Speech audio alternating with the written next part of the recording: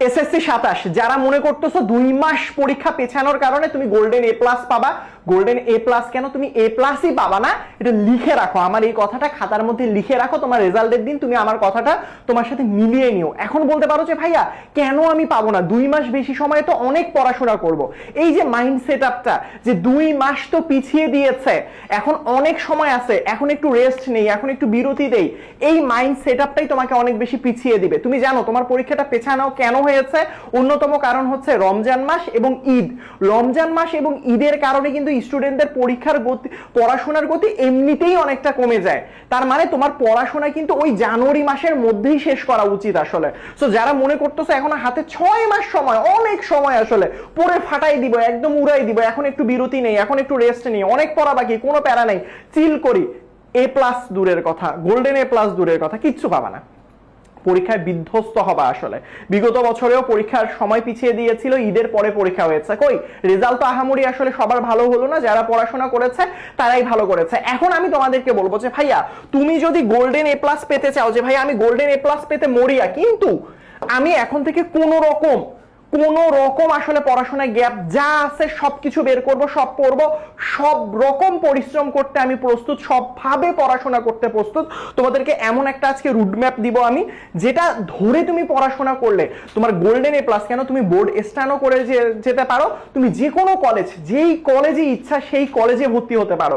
ভাইয়া এখনের সময়টা অনেক ইম্পর্টেন্ট। আমি তোমাদেরকে বলেছি কিভাবে, তোমার যদি কোনো পড়াশোনা আগে থেকে নাও করা থাকে, যে ভাই আমি আগে থেকে তেমন ভাবে পড়ি নাই, অথবা অল্প একটু পড়েছে, অথবা অনেকটুকু পড়া হয়ে গিয়েছে, সবার জন্য আজকের এই গাইডলাইন ভিডিওটা।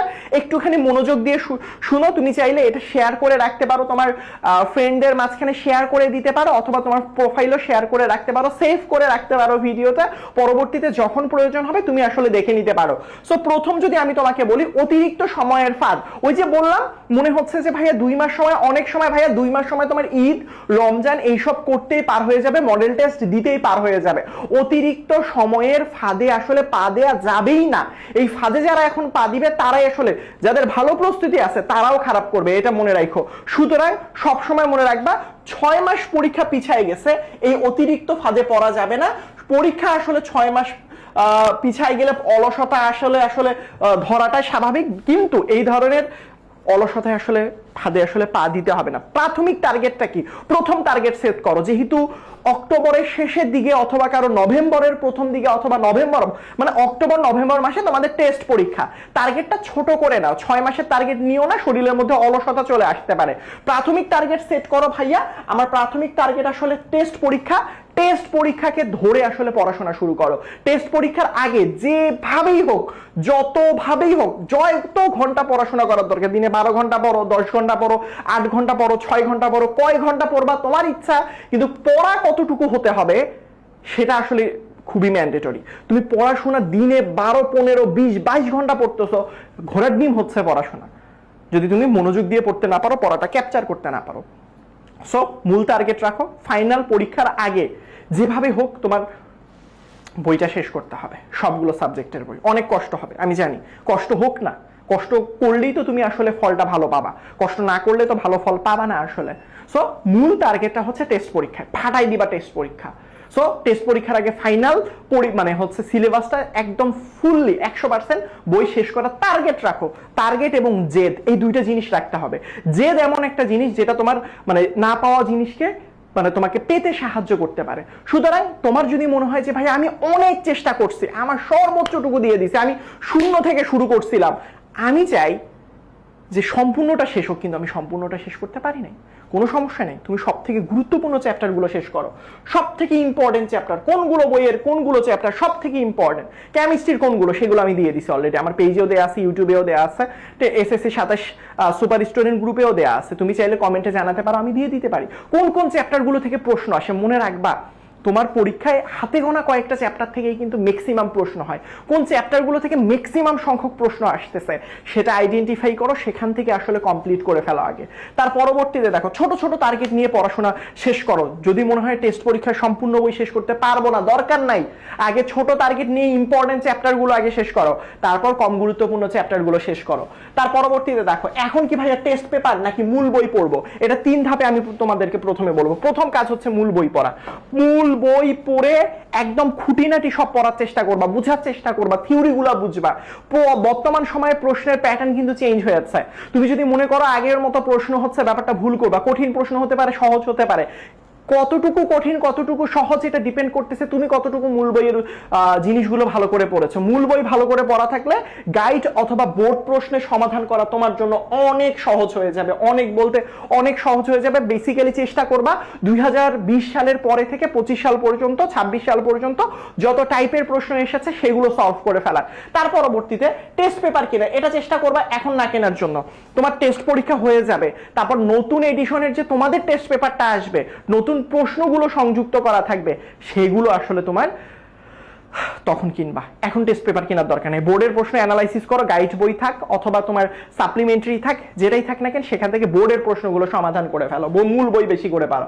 জানুয়ারি ফেব্রুয়ারিতে আসলে হবে তোমার অ্যাকশন প্ল্যান। তুমি আসলে 4 ধাপে তোমার অ্যাকশন প্ল্যান করতে পারো, কারণ তুমি জানুয়ারি এবং ফেব্রুয়ারি এই 2টা মাস বোনাস টাইম পেয়েছ, এক্সট্রা টাইম পেয়েছ। প্রথম টার্গেট সেট করো, ঘাটতি চিহ্নিত করো, তোমার কোন কোন জায়গাগুলো এখনো ঘাটতি রয়েছে, কোন কোন জায়গাগুলো পড়তে হবে, এটা জানুয়ারি ফেব্রুয়ারি মাসে আমরা ফিক্সড করে তখন আমরা পড়বো। তারপর গ্যাপ ফিলিং করতে হবে, দুর্বল অধ্যায়গুলো বারবার পড়তে হবে, টিচারের কাছ থেকে দেখিয়ে নিতে হবে, প্রচুর পরিমাণে মডেল টেস্ট দিতে হবে ভাইয়া।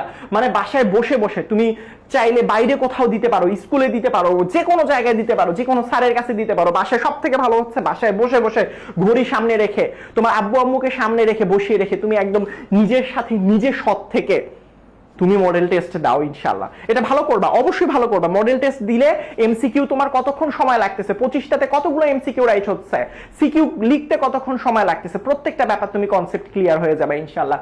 পরবর্তীতে হচ্ছে টাইম ম্যানেজমেন্ট। ভাই খুবই ইম্পর্টেন্ট। পরীক্ষা দিতে দেখো, পরীক্ষা দিয়ে বসো যে তুমি 25টা এমসিকিউ শেষ করতে 50 মিনিট লাগতেছে নাকি 1 ঘন্টা লাগতেছে, এটা নিয়ে কাজ করো। কিভাবে সলভ করলে ম্যাথের এমসিকিউ গুলো কিভাবে তাড়াতাড়ি সলভ করা যায়, ফিজিক্সের ম্যাথমেটিক্যাল টার্মগুলো কিভাবে ইজিলি সলভ করা যায়। তুমি সিকিউ, একটা সিকিউ লিখতে সর্বোচ্চ 25 মিনিট সময় লাগবে, 22 মিনিট 23 মিনিট বা 20 মিনিটে কিভাবে শেষ করতে পারবে, এটা নিয়ে কাজ করো। এইটা নিয়ে কাজ করতে হবে জানুয়ারি এবং ফেব্রুয়ারি মাসে, কেমন? সো জানুয়ারি ফেব্রুয়ারি মাসের জন্য যদি সব পড়া রেখে দাও, শেষ, তুমি শেষ বাবা, তোমার দ্বারা সম্ভব না। গোল্ডেন এ প্লাসের একটা স্পেশাল গাইডলাইন, যারা যারা শুধু গোল্ডেন এ প্লাস পেতে চাও তাদের জন্য এখন আমার এই কথাগুলো।